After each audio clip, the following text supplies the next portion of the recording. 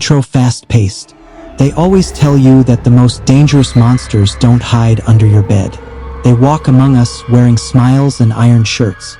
My name is Mark, and what happened to me in the winter of 2024 is the reason I never leave my house after 10 p.m. This is my story. The setting. It was a Tuesday. I was working the late-night shift at a small gas station on the edge of a lonely highway in Oregon. The wind was howling, and the nearest town was 40 miles away. Silence was my only companion, until the bell rang. The incident. A man walked in. He was wearing a vintage suit and a bright polka dot tie. He didn't look like a traveler. He looked like someone from a 1950s movie. He didn't buy gas. He didn't buy coffee. He just stood by the window, staring at the empty road. I asked, "Can I help you, sir?" He turned slowly. His eyes were wide, bloodshot, and he was whispering something. I leaned in to hear. He said, "They are counting the steps. Don't let them reach 300. The climax." I laughed nervously, thinking it was a prank. But then, I looked at his hands. He was holding a small silver counter, the kind people use to count crowds. Clicked, click, click, click. He looked at me and smiled. A wide, unnatural smile. 299, he whispered. Suddenly, every light in the gas station blew out at once. The ending cliffhanger. I hid behind the counter, my heart thumping against my ribs. When I finally turned on my phone's flashlight, the man was gone. But on the glass door, in thick, dark ink, someone had written 300. To this day, the police have no record of a man in a polka dot tie. But sometimes, when it's quiet, I still hear that faint click.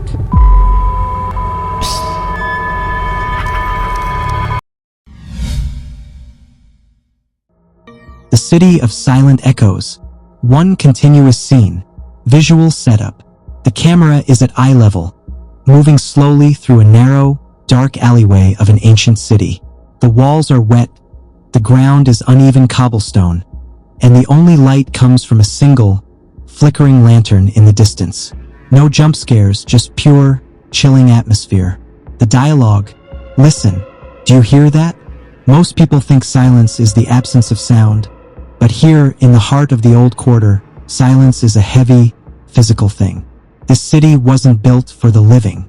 Look at the doors, too narrow for a man, too tall for a shadow. They say that 300 years ago, the bells of the great cathedral rang for 12 hours straight, and when they stopped, every soul in the city had simply vanished. No struggle, no blood, just empty clothes and dinner plates still warm on the tables. Now, the darkness here has a memory. If you stand still long enough, you start to see them, the echoes. Faint outlines of people who are no longer there, repeating the last thing they ever did. A woman leaning out a window, a child reaching for a ball that rolled into the shadows. But there is one rule you must never break. Do not look up. They say the things that took this city didn't come from the ground. They are still up there, perched on the Gothic spires and jagged rooftops, waiting for someone to notice them. If you make eye contact with the dark finally finds a way back in. Keep your head down, keep walking, and whatever you do, don't breathe too loud. Because in this city, the walls are always listening. You.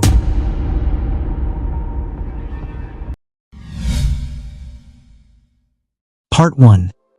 The arrival, midnight to 1:15. The golden hour sun dipped behind the jagged spires of Prague, casting long, amber shadows across the Vltava River. Elias stood on the Charles Bridge, the ancient stone cool beneath his palms. After years of dreaming through a computer screen, he was finally breathing the air of old Europe. The air smelled of damp stone, roasted cinnamon from nearby chimney cakes, and the faint, romantic scent of the river.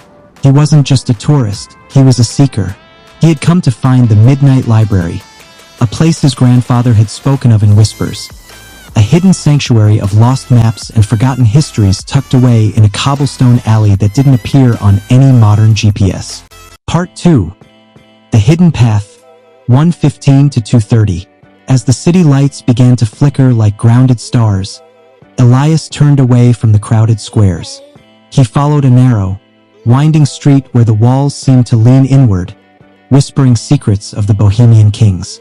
The sound of his boots echoed against the uneven pavement.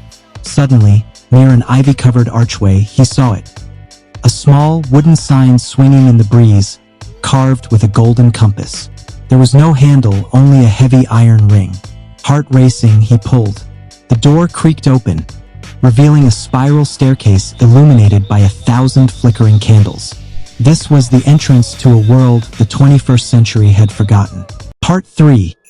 The Discovery, 2:30 to 3:45. Inside, the scent of aged parchment and beeswax was overwhelming. Thousands of leather-bound books climbed toward a vaulted ceiling. An old man, with spectacles perched on the tip of his nose, looked up from a massive desk. He didn't ask for a ticket or an ID. He simply gestured toward a shelf in the back.